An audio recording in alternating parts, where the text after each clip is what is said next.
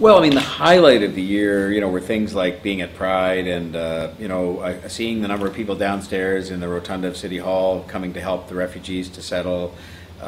Seeing the beginnings of the demolition of Lawrence Heights, the neighborhood there, because we're going to see a whole new neighborhood spring up there where people have really been living in, substandard conditions for a long time. Those are the highlights. But I guess the greatest feeling of satisfaction that I have, in addition to all those things, is that I think things have stabilized around here.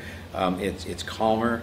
It's generally sort of more businesslike. People have better relationships, whether it's the mayor and the media, the council and the mayor, the media, the staff and the mayor, this public service staff.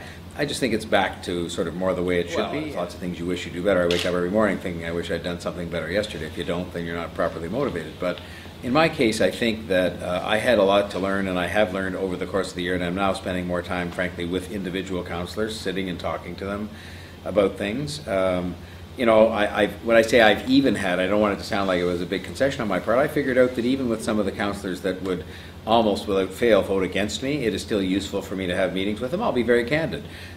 Gord Perks and I had quite a bit of discussion about the ground transportation industry.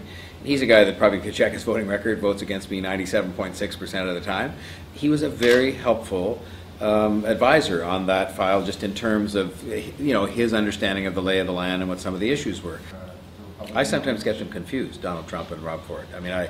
But then I sort of correct myself, because the hair is a bit different. No, the hair is not this part that it's what comes out of their mouths that I find quite similar quite often. But anyway, never mind. But you've got Donald Trump south of the border, and you've got Justin Trudeau now that he's Prime Minister. We're seeing a kind of celebrity culture developing around him as well.